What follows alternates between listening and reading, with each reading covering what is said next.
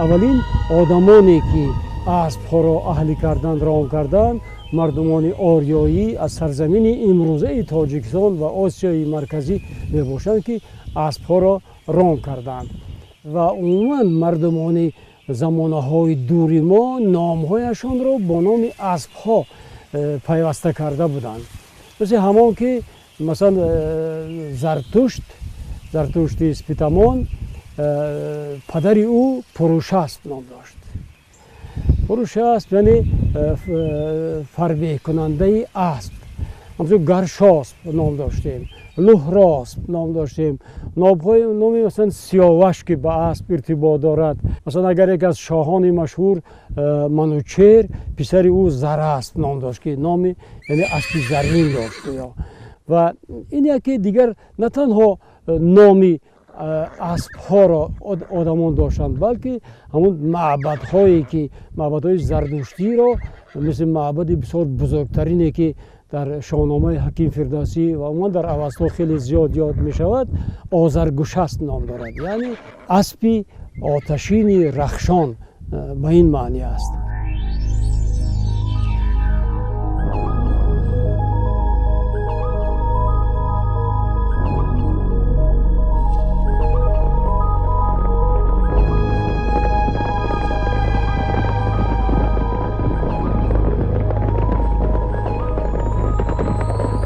از سایر دولت‌هایی که در همان وقت آسیای مرکزی را احاطه می‌کردند به مانند چین به مانند یونان آنها خریدار این اسب‌ها بودند که تاریخ گواه آن است.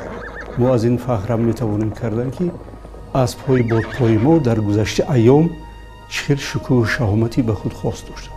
سواری کردن اسب محض در همین منطقه به وجود آمده است که از همین منطقه به تمام جهان اسب‌پروری، اسب‌شناسی پهن گردیده است که با ذات‌های نادری خود این سرزمین فخر داشت که در یک زمان اسب‌های خوتلانی می‌گفتند، اسب‌های تخاری می‌گفتند، اسب‌های فرغانی می‌گفتند.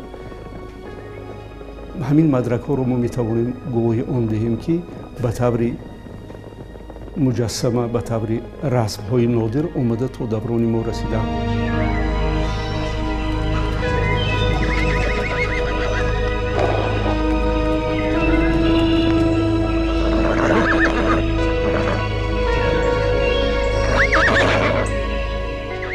اسب تاجیکی که در شاهنامه بارها به نام اسب ختلی یعنی اسب خوتلانی یاد می شود حکیم فردوسی اسب تکاور می نامد. اسب تکاور یعنی این اسب بسیار نازک اندامی دونده است. اسب خسروی پرویز شبدیز نام داشت.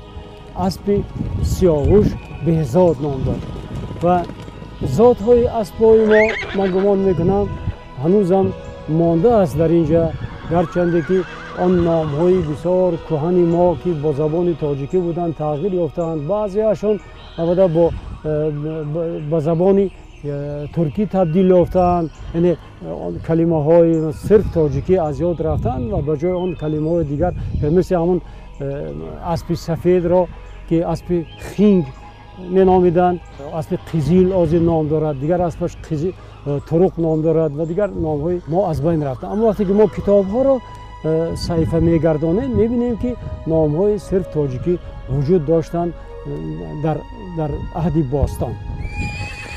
در همه نبردهای عالم جنگاوران جسم خود را با سپر، جوشن، با شمشیر و گرز و آهن حفظ می‌کردند تا رقیب نتواند زخمیشان کند. ولی اسب یگانه جانور است که بی شمشیر و سپر، بی سلاح و جوشن به نبرد می‌براید. می‌داند که قربان تلاش آدم هاست اما با یک جهان وفاداری خود را به عمق نبردهای خونین می‌زند. اسب جنگاور است بی همتا.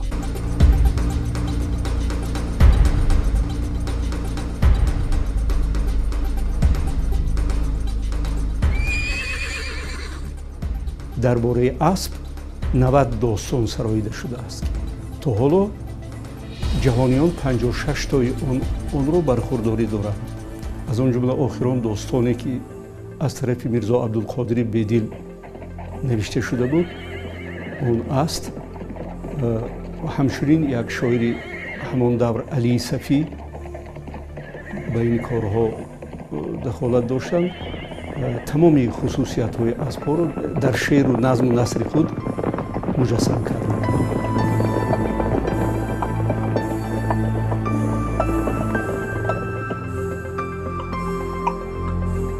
جنگاور یا پهلوان در جنگ کشته میشد. برای عزا گرفتن یال دومی اسب رو میبریدن که یعنی صاحبش رفته است از این تا آن زمانی که باز دوباره یال دومش برستد اون رو در عزا نگه می داشتند و از پشت تابوت پهلوان غالبا اسب را می بردند تا منزل آخرت پهلوان. همان گونه که وقتی که سهراب به دست رستم کشته می شود و وقتی که رستم می فهمد که او پسر خود را کشته است برای وطن او داد و فغان می زند. همان گونه که بارها گفته ایم که وقتی که می پرسد که بگو تا چی داری ز رستم نشان که گون باد و راز گردن کشان و وقتی که سهراب نشان می‌دهد مهره در دستش بوده را و برای عزاداری رستم پایان می شود سم اسب سهراب را گرفته می بوسد و یال دومی اسب سهراب را می برد و از پس تابوت که رستم با دست خود تابوت می تراشد، تابوت تختگین می تراشد، سهراب را در آن گرفته و پیش پدر می برد. از پشت اسب سهراب نیز از پشتش طویله می رود.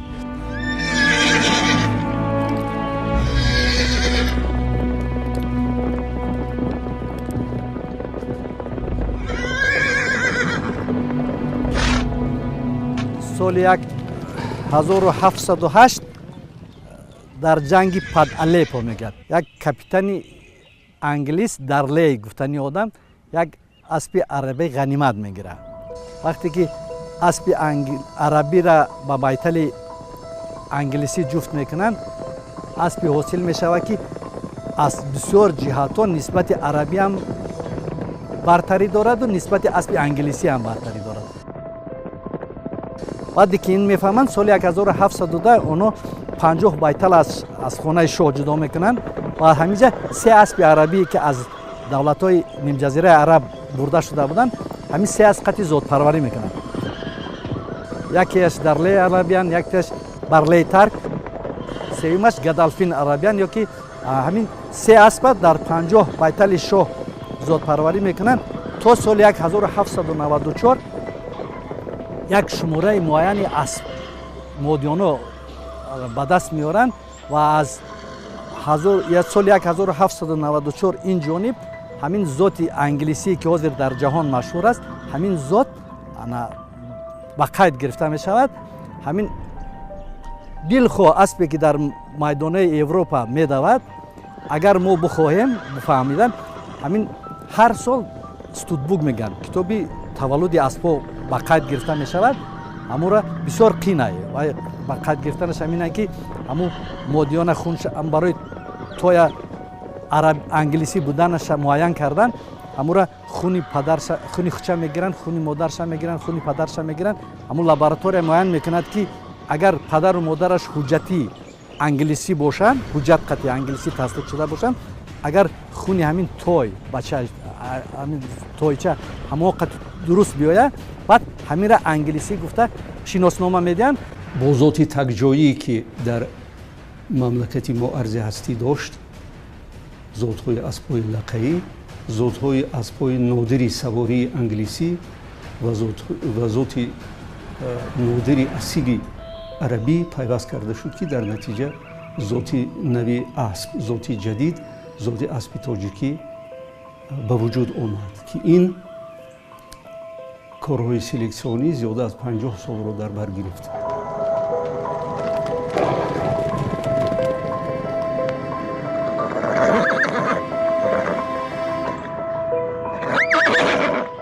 خوشبختانه دو پایگاه اخیر است که در بین اسبایی که از ناحیه‌ها میآیند در مسافه 1600 متر در پایگاه اخیران در مسافه 2000 متر سزاوار جای یکم گشتند.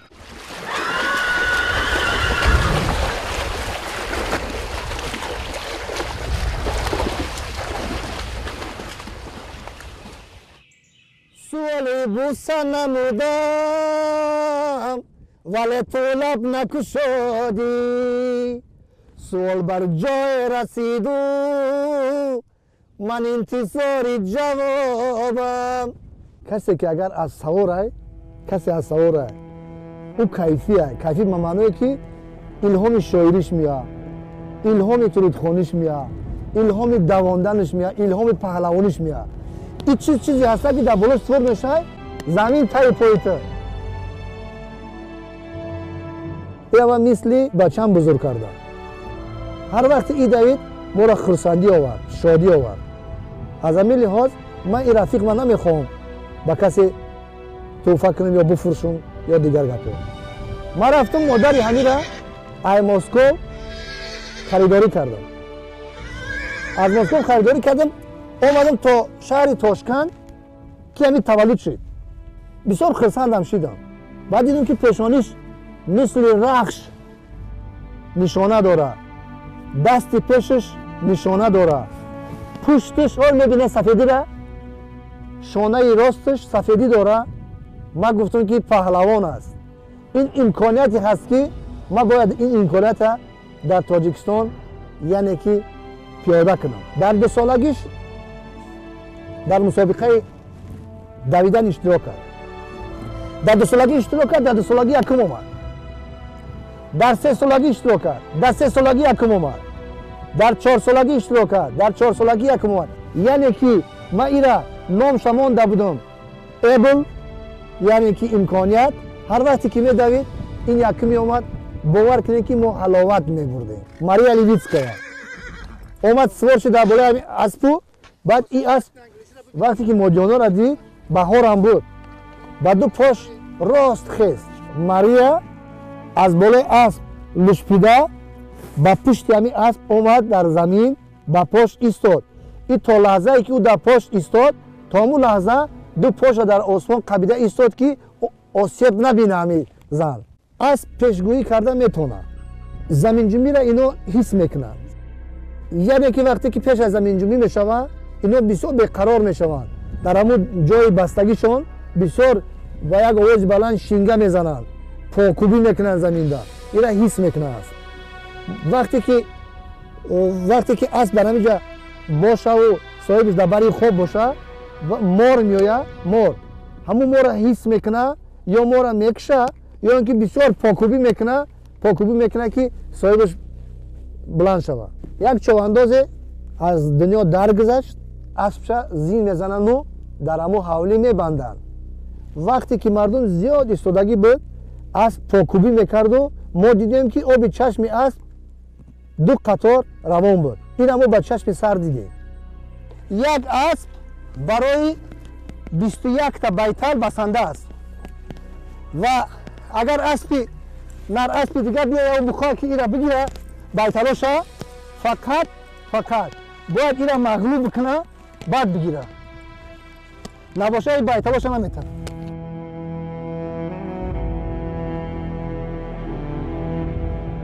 ذات اسبای اصلی سواری انگلیسی این پیدایش آنها از ذات اسبای خوتلانی پیشتر به وجود آمدگی هستند.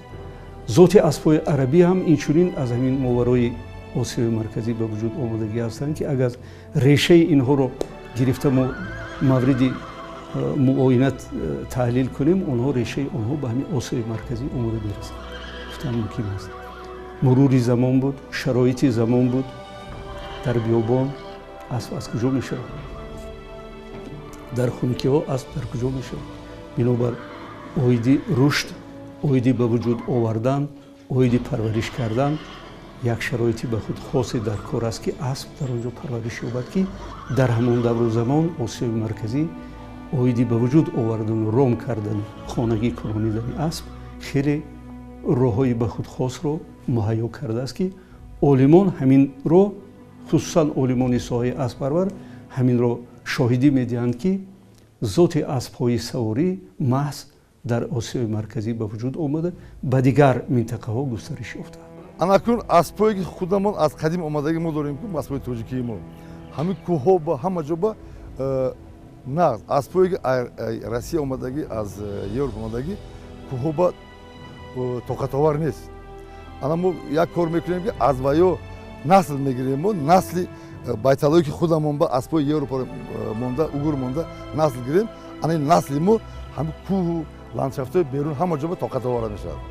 که وقتی که ذات به کنستانتای خود مبدل می شود وی به خود یک قطار طلبات ها را طلب می کند.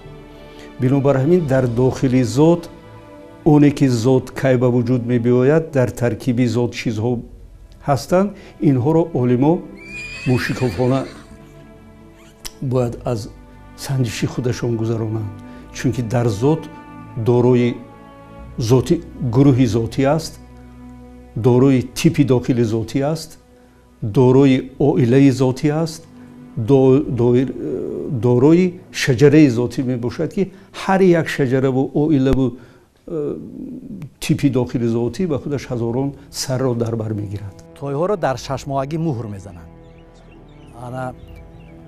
ما یک دوره در دوره شوروی بسیار галаҳое ки аспое ки калхозу савхозо доштанд онҳо муҳра методи усули бисёр ваҳшиёна қатӣ мезаданд. чӣ хел оҳанро сурх мекарданду дар танаи асп зер мекарданд. мо аз соли 1999 бигем ҳамин муҳрзанимона ба тариқи технологияи нав ки ҳамун давраи шӯравӣ ҳам истифода мешуд бисёр кам буд мувофиқи ҳамун технологияи нав мекунем. мо ҳамун муҳра дар азоти обӣ жидки азот мегӯянд дар азоти обӣ нигоҳ медорем як миқдори муайян то 1 дақиқа нигоҳ медорем баъд ҳамуро дар ҳамун ҷои лозимии асп ки пашмашро метарошем каме меқапем ҳамун дар натиҷаи ҳамин хунукии муҳр ба хунукии бадан расидан ҳамунҷо пашми сафед мебарорад. اسب رمز جسارت، رمز مردانگی است، رمز توانایی و قدرت انسان است. آدمان از قدیم تسلیم نمودن و رام ساختن و سواری کردن اسبها را یک عمل مردان ارشد می دانستند. واقعا از روی معیار تعلیم اصیلزاده های عالم مرد سالار و سرکرده را شمشیر باید در غلاف و پای باید در رکاب اسبی مغروری باشد. حضور اسب هنوزم یک شتریخ مهم است در تصویر سیمای جوانمرد اصیلزاده.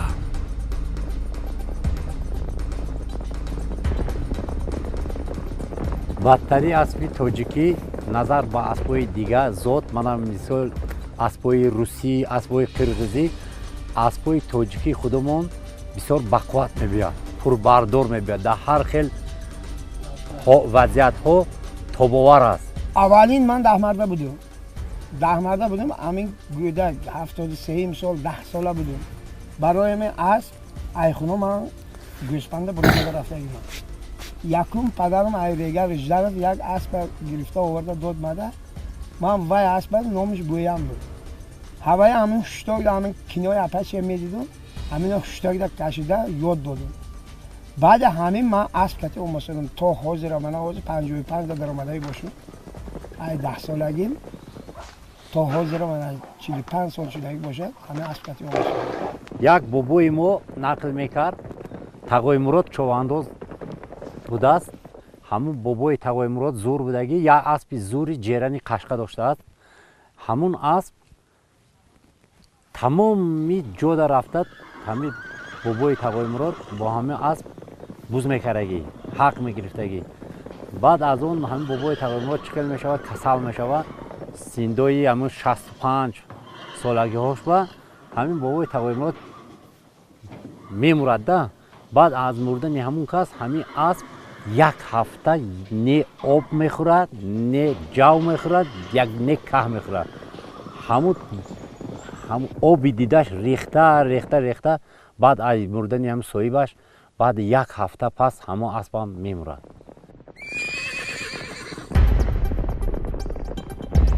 در کارزار پردهشت، در مسیر مسافرت، در زاویه برزگری، در نقل و حمل، در سازندگی و بنیادگاری، در واماندگی و بیچارگی، در غریبی و هجر، خلاصه در همه افضا اسب کارآمدترین دوست انسان بود، هست و میماند.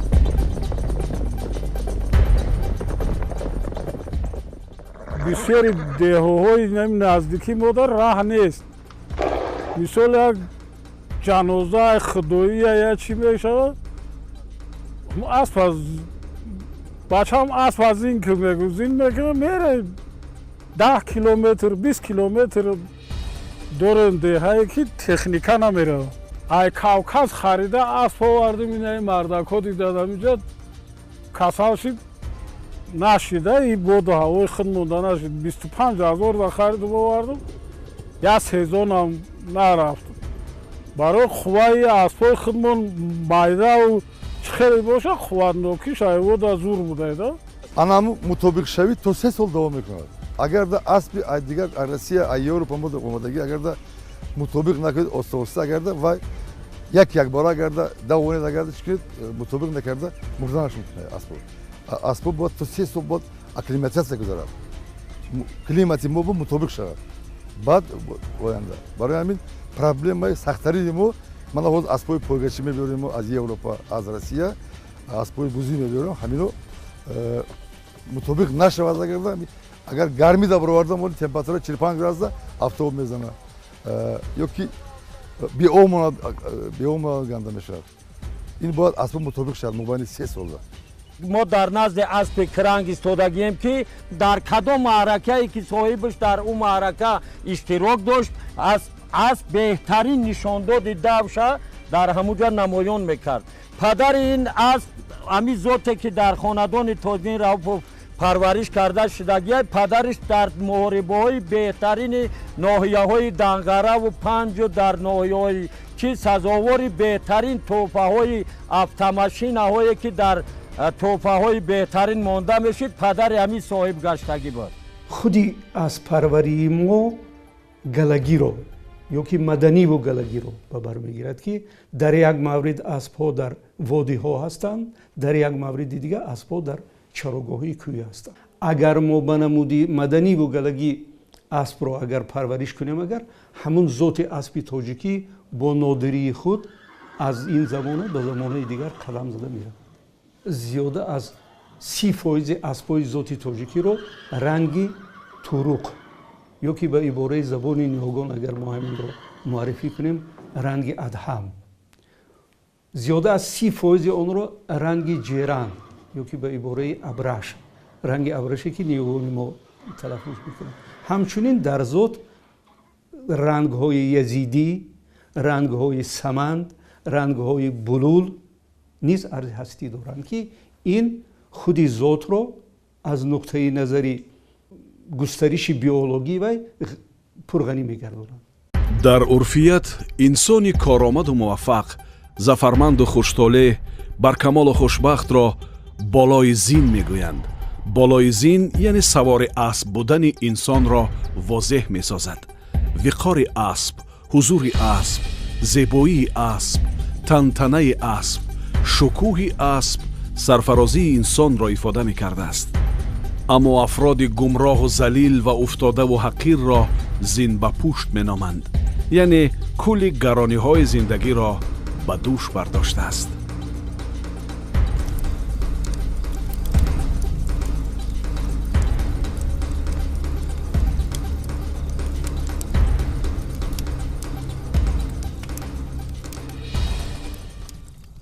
пеш ҳай давраи калхозӣ, мана давраҳои калхозӣ ки ҳамин дар миҷа 6-7 калхоз буд, ҳамин давраҳо падарои мо ҳамин мудири ферма буданд, ба аспарварӣ сари кор доштем охир. дар он вақт мошину лехтавои хеле набуд. ин дар ҳамин ховалин ачоту чот мебурдан, ин ҳамин котиби райком испаркома ҳамё фақат ҳамин аспои зоти тоҷикиро ҳамин парвариш мекардан, свор мешудан, мерафтанд кӯлобу ҳамин ачоту чот мебурдан, ҳама асп дошт. ҳозир ҳамун аспои ҳамун вақт, ҳама аспи зоти тоҷикӣ ҳозир мода ҳастанд. ҳамин хел аспи зоти тоҷикӣ ҳамин хел хислати дорад ки аҳлай ҳамин ба одам бисёр муносибат дорад. ҳамин ина шахсан ҳамин як асп ҳамой ҳамин як روز هوی میکنه ایمون اکمیق در بستگی هوی میکنه میروه همون پس دم ما ایدهانی تریزه شتگی او همسایه و همونجا یک گودکی همین 2 ساله 2 نیم ساله همین میدوه ایمون دم به اسب میقپه ایمون دم به اسب میقپم اسب همین تا چریده است همین درونی رشقه در درونی چریده است همین تا نگاه داره که همون گودک این همسایه دیگه همین چوغو که همین دیگه داد و ویلا دارن که بگیره که همون گودک حاضر میزنه و زمانی دیگه گفتن بعد همون بچه کلانی بعد اومد همون نطلو همون بچه را گرفته بعد اسب حاضر اما اسب درمی خانه همون اسب خانه زود همین اسب تاجیکی همین نوعیه خوالین حاضر دستی مده هستن. یکی از خصلت‌های اسب ذات تاجیکی همین خصلت است که تمام در مو خاندان تمام پستی و بلندی در مو خاندان میشیدگی رو وای خودش حس میکند که تا از نماز شام تا صبح صادق دائما از خداوند طلبگار آن است که در می خاندانی که من را پرورش میکنند دائم صحت سلامتی و رزق فراوان را پروردگار شما چکنید و بعد از نماز بامداد سر کردن بعد از خداوند طلبگار آن است که از رزق خودش هم که پروردگارا مرا هم به رزق نکنی در می خاندانی که مرا پرورش میکنند رزق ما را هم از جانب خودت رسانده بگردانی. اسب تاجیکی با آدم تیز نزدیک می شود، تیز با آدم اهل می شود، با آدم مهر پیدا میکند. برای همین اسبایی که در خاندان تاجین راوپوف هست بهترین اسب‌ها به شمار می روند. یعنی که همچون اسب‌های تازی، همچون اسب‌های دونده که در این منطقه هستند کوشش کرده ایستادند که همین ذات اسب تاجیکی را از بین نبرند. اگر یگام مصیبت شود در خاندان، یگام کمبودی اگر در خاندان اگر شود اسب پیشکی حس میکنه که اسب فهمیدگی است. میرم اسب مایوس است، میفهمه که اما اسب یا کهش نخورده یا که جوش نخورده است یا که یگام باور کنید وقتی میشه که اما حس میکنه سرش از چیزا نمیبردارد. همین خصلت‌ها رو اسب تاجیکی دارد. برای همین اسب تاجیکی چند سخن کنیم درباره اسب تاجیکی کم است. بعد دختر شروع ما یا همیشه یا که شب دیگه باید تولید کنه. وقتی که میخواد تولید کردن از نوکی همو سینه همو شیر میریزه. میگه که بهر روزی پر مکن، بهر روزی پر مکن اوراق دفتر را که خالق پیش از طفل پر کند پستان مادر را.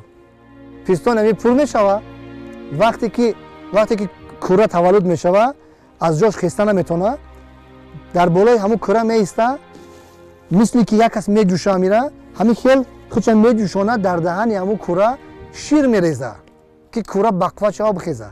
اینای ایغره ای امریکا ورده من نمیره.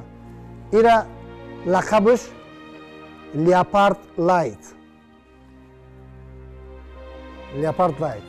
ایره ای امریکا وردم برای نسلگیری. بابای همیره سیوم پکلینیشه. سیوم پکلینی همیره نانسر دانسر میگن. در امریکا سال 81 سال 40 میلیون دلار کردن و این نفت 81 سال 40 میلیون دلار بابای همی سیوم پشتش رفتیم. اینای اسب لقبش ثروت است. ثروت امی گره کردگی یک روایتی است که گویا که همیره عجینه میبافه. همیره گویا که عجینه میبافه. لیکن تا امروز یگان کس ایره اثبات کردگی نیست. کسی عجینه را ندیده از در این. لیکن وقتی که از باز میشه نه ای عجینه میترسی و نه ای دیو. در اصل هیچ که ایره کشف کردگی نیست که چی هستین. ببینین از خودش ایره بافته نمیتونه. چنان میده بافی کرده است که کسی ایره خیلی بافته نمیتونه. لیکن ما همیره چندین وقت میبینیم اصلا در بیتل ایره مشاهده کردن ممکنه زیاد.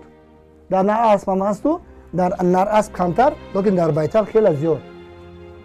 با اصطلاح همون شاعر میگه که این سمن نیست، این با اصطلاح طرق است، لیکن میگه که شاعر میگه که ایا اسبی سمند یالت بینازم به دور گردنت تلق بسازم اگر امشب مرا به یار رسانی طلا را آب کنم نعل بسازم.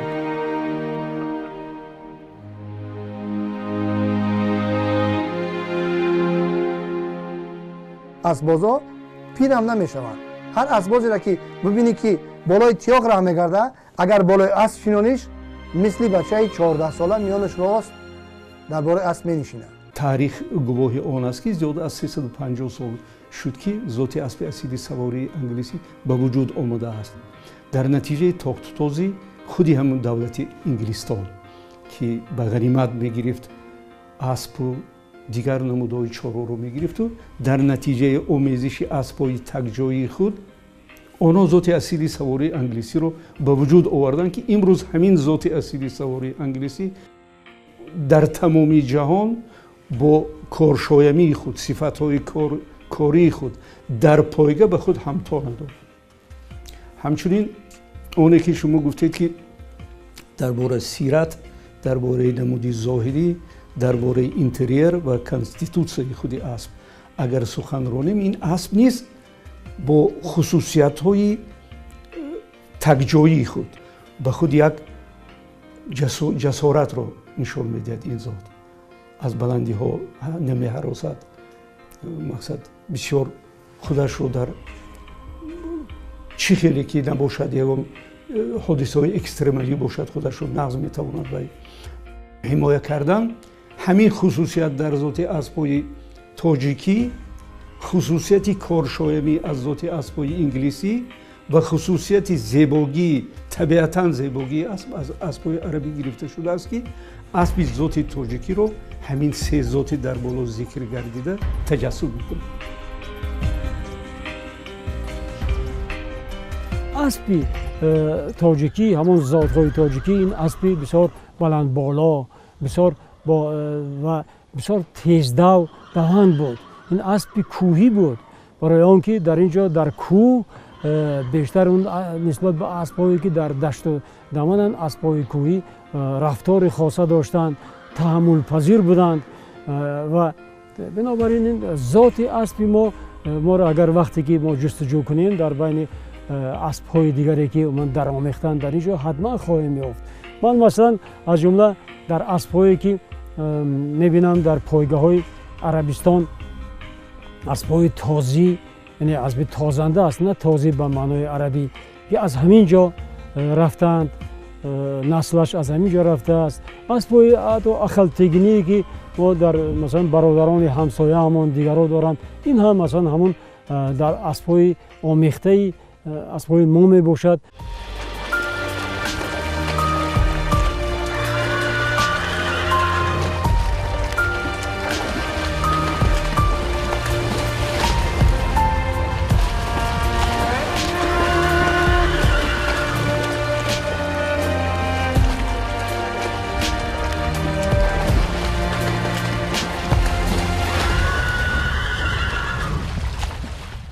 اسب بد نمی شود، نوابسته از کدام ذاتی که نباشد. هر اسب در زندگی امروزه ما جای منصب و مرتبه خود را دارد. هر اسب در یک جای استفاده می شود. اسبی که برای پایگاه، اسبی که برای فرض کردیم بارکشی، برای زمین ملایم کردن و دیگر و دیگر و دیگر. اسبای ما اگر یادتون باشد در دوره سویتی یک نمود سپورت بود. سه حربه و بسیار حربه گفتنی نمود سپورت بود. یک سپورت همین، یک نمودی ورزش همین فقط با اسب اجرا کرده میشد. در همین نمود اسبای ما، مخصوصا اسبای تاجیکی بسیار ارزش بلند داشتند. مثال اسبای ما، اسبای تاجیکی ما، مثال اسبای انگلیسی را که ما بسیار تعریف میکنیم برای دوی ایپادرومی، اگر این اسبا رو در دوی دراز 30 کیلومتر 40 کیلومتر استفاده کنیم، اینو او پرداشتی که اسب تاجیکی دارد این پرداشتی رو آنها ندارد. اسب 344 روز یا که 11 ماه عمردار میشد. بعد وقت تولد کردن حرکت کنید که اسب نزدیک شدن در کار نیست و стресс мегирад. То чо 30 кило то 50-60 ам хел мешад. Айруи падар модарошон агар аспои калон бошад то 70 кило мешад тоҷа. Як тоҷа як рӯзда аз модараш то 4-5 литр 6 литр шир мефурад. Агар да фавтида монад ва сунъӣ чӣ мекунем мо шири гов ягон чӣ кардем метем, лекин дар даруни шири гов бояд 1% бояд намак оши дошта бошем. Аспа умраш айруи китоби илм 50 сол.